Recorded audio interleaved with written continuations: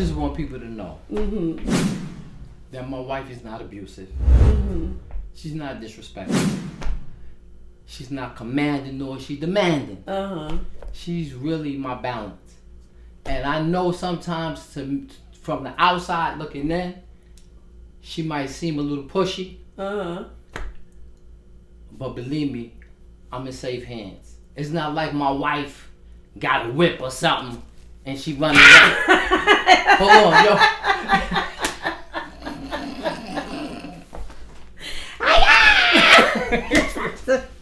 Nah, but straight up and down, my wife, I love her. And I love you, babe. And she pushes me to do the things that I do.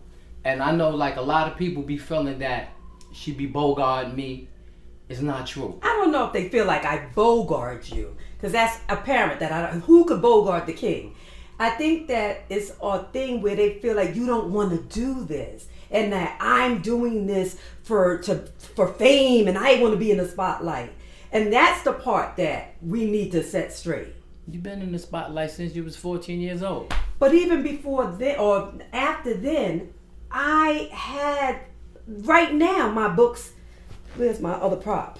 Tales of a Original Bad Girl that we're going to read today. I got a treat for you guys today. Please don't read that story. No, baby. You know why I have to? Because you know I go in on the comments, and we're going to read some comments again today. Because you know I love to bring it to your attention, all the positivity and the love that you get in the comments, right? So we're going to read comments, but we're also going to talk about the fact that I knew you since 1991. Right. Now, I don't know the 1988 or the 1980s or 70s King Tut. Right. I met you in 1991. Right. And I spoke about one of our experiences in my book that I put out in 2010. Now, I'm saying all this because someone in the comments asked for receipts that I knew you from 91. They literally told me that I don't know you, and I just met you on the pen pal site, I guess, when you were in prison. They have no idea of our history. And not only that, I'm doing this because I want fame and fortune. And then I hate to brag, because then it sounds like I'm bragging, but I got to defend what the people don't know. And I have to realize that everybody don't know our history. Everybody don't know who I am. There's a lot. I have my own fan base, but there's a world of people that don't know, and they might really think I'm riding King Tut's coattail. Right. So I had to pull out my first book. I have 5, guys. But I had to pull out Tales of Original Bad Girl. Okay. Now, I wanted to bring the original copy, but you forgot it. Okay. I apologize. But we'll put that on the screen. But if anybody has, and it's not if anybody, because I think I sold 2,000 of the original copy, and that was me with 2 guns on the cover. If you that have... might be why I forgot it. I'm listening, though. I'm listening. Whoever has a copy of the original, I'm not going to say whoever, because then 2,000 people will tell me they got the copy. But I'm going to pick 5 people that tell me that they have the original copy, and you can take a picture, put it on the gram, and tag us. And you know his gram is Walter King Tut Johnson. And I'm going to send you the Mack Pack. So I have 5 Mack Packs, and that includes all 5 of my books. I call it the Mack Pack. And that's 3 of the Coach Coco series, okay? So, but here's the second edition, because I had to clean up my act while I was going into schools talking to the kids, and I didn't want to have me with the 2 guns on the cover, so I did a different version of the book, which you know. Right. So today, guys, because I had promised one of my haters in the comments that I'm going to show my receipts, I'm going to read chapter 5, Thug Love, from this book, and it's a story about me and King Tut. Okay? Now, you know what's in the book already, so I don't know why you're uncomfortable about I'm not uncomfortable about you reading it. Okay. But I'm a bit uncomfortable but you about can the way they might receive it. No, but now you're here. This is why you do. This is why I wanted you to have your platform. Now you can explain what happened from your words, because this is just my POV. This is my perspective. Now you got a chance to explain what really happened from your point of view. Bet? Yeah, bet. Okay. Even though I was trying to get over, under, and around explaining anything. But listen, this is the reason why I get along with her so well, too. Oh, why? Usually, to be honest. What is it? I would not be doing this at all. It took a miracle to get me to do this. because I'm really laid back. I'm in the cut. I'm cloak and dagger. But. And I bring your fun, silly side out, too. They would have never got to see you laugh and giggle, and they wouldn't have seen this, right? Right. I love the side I bring out of my baby. And y'all should be very happy I'm sharing him with the world.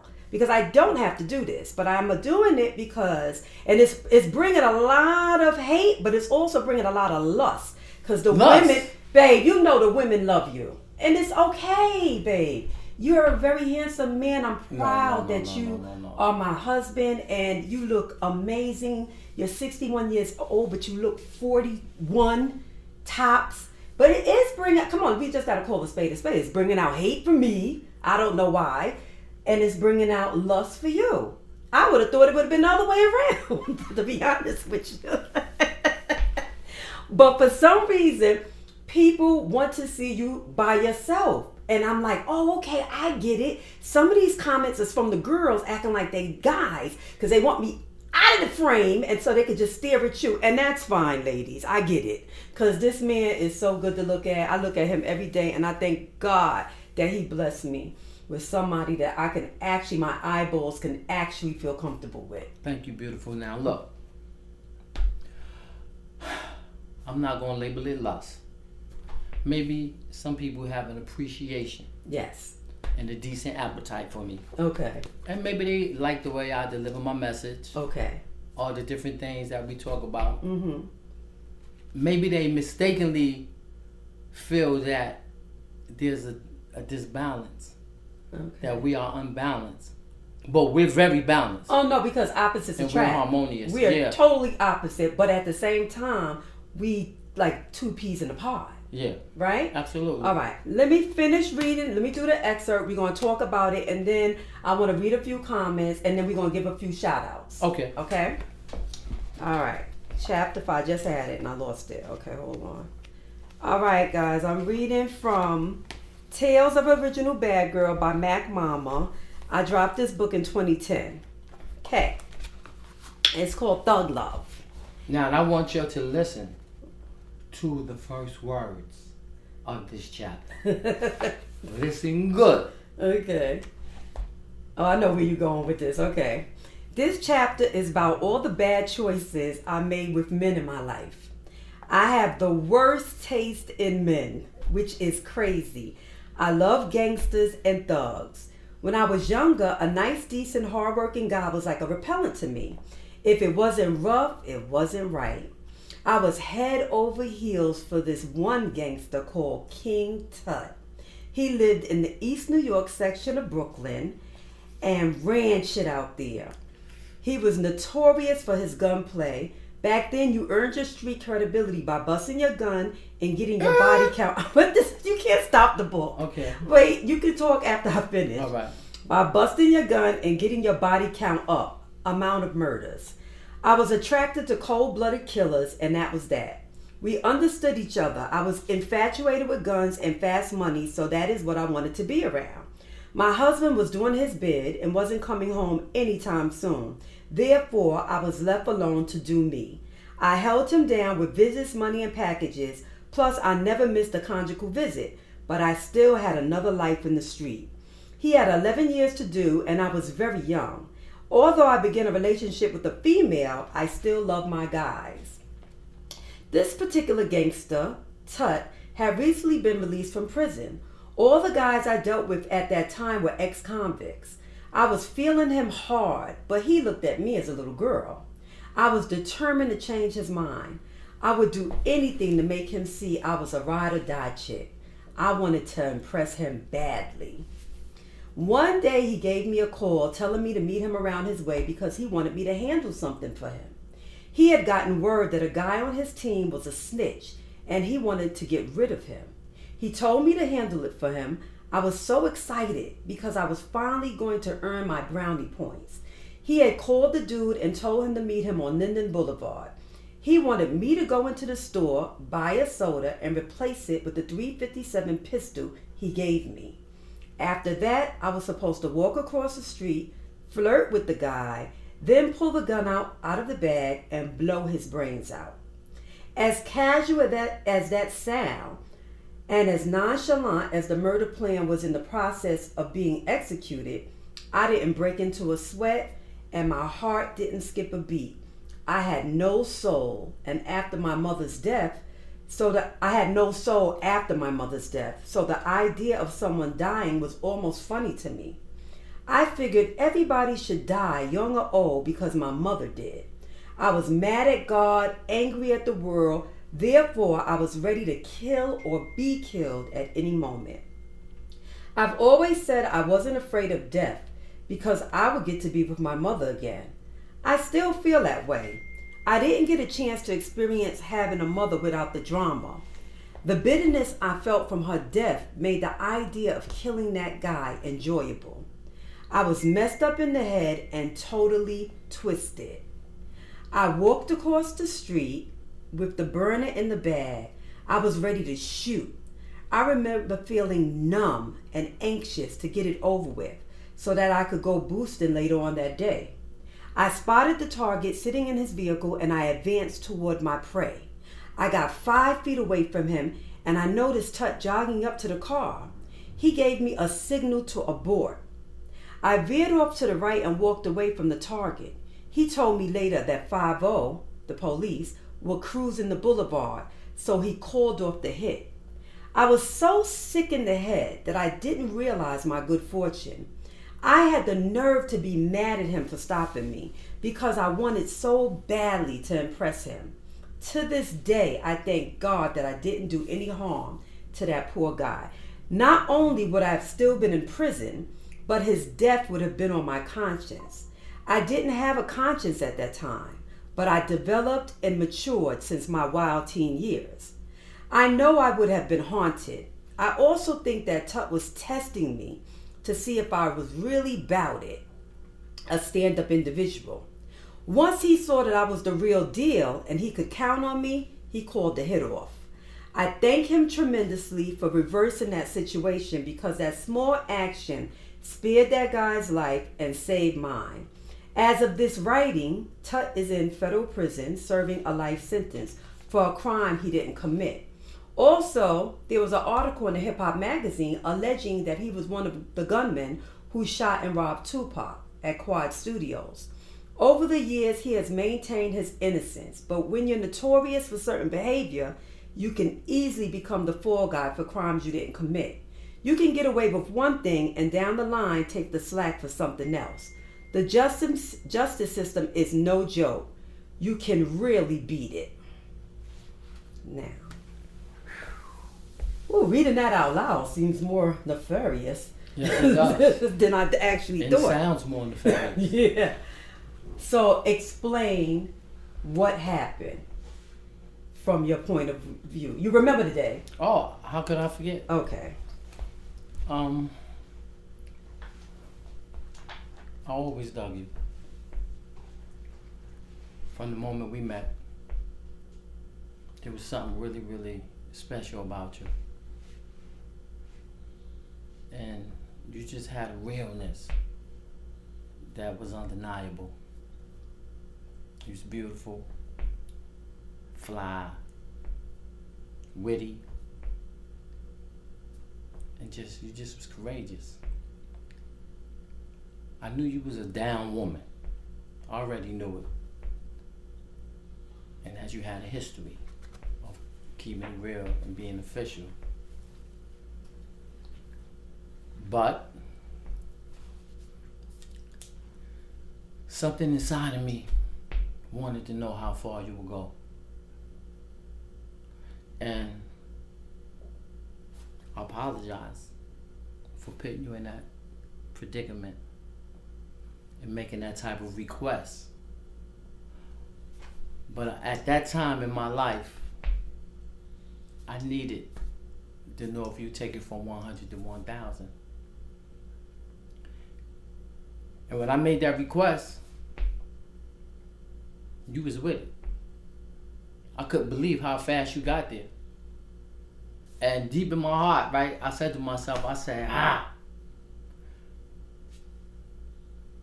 there's no way she gonna go through with this in the manner that I'm telling her to do it.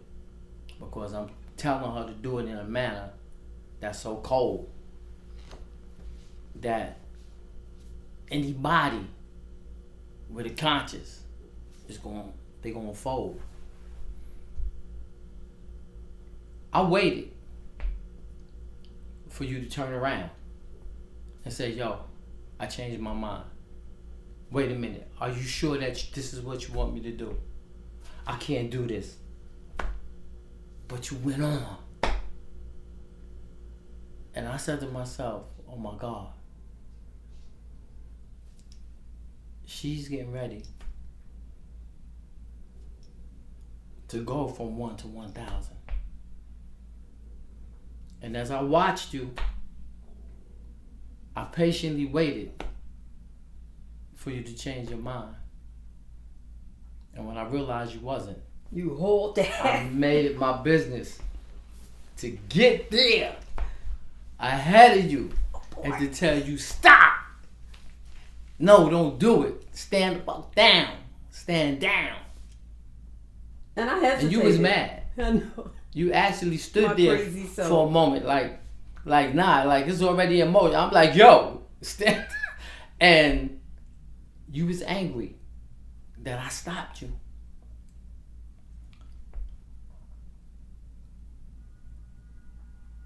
The crazy thing about it was that even though the command might have seemed real to you, the gun was real, the bullets was real, the situation wasn't.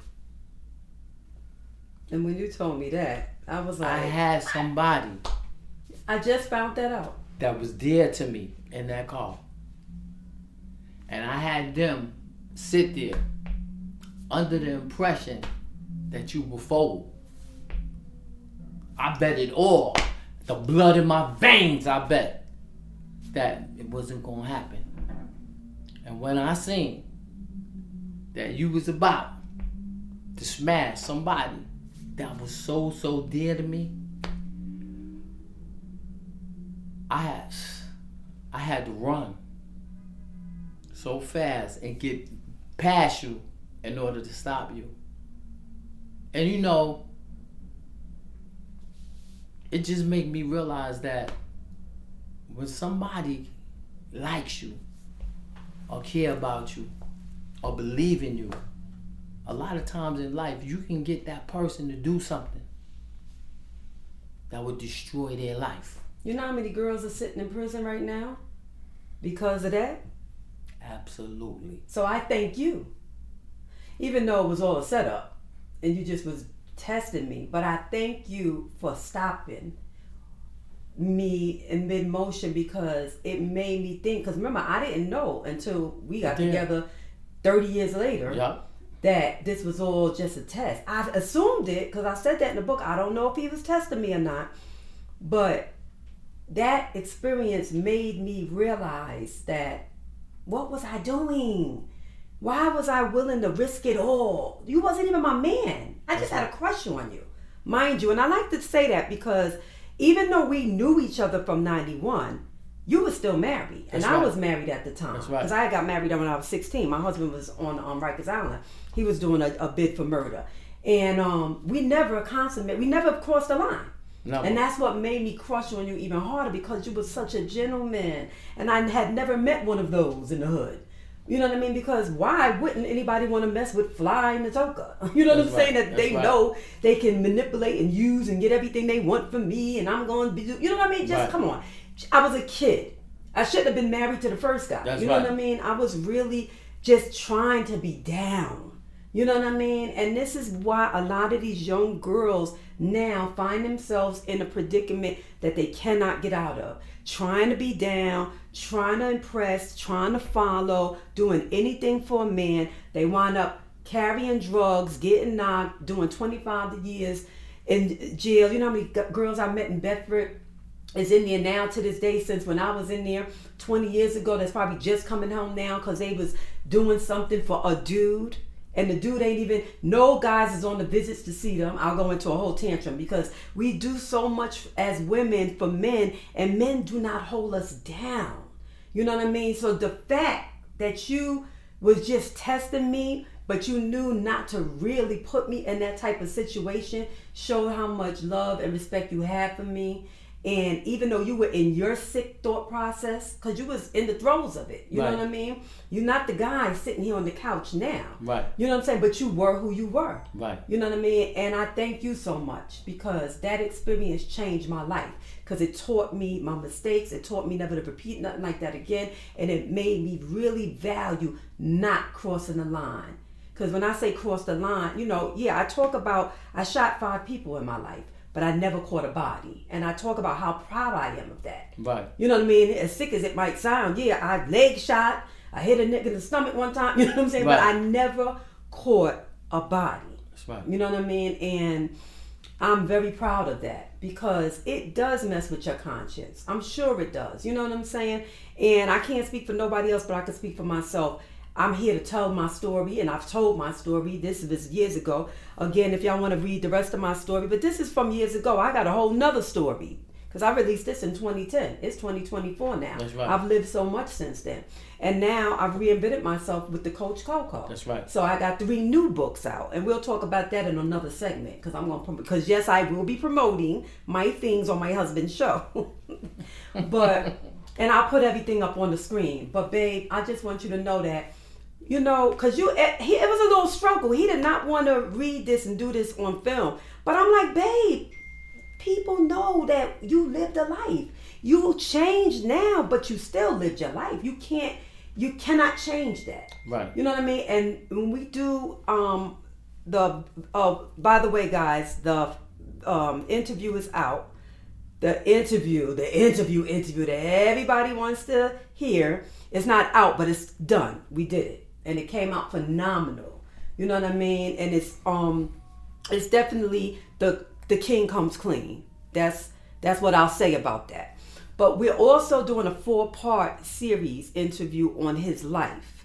So I wanted him to just get into the feel of just being able to feel comfortable being on camera, right, talking about yourself.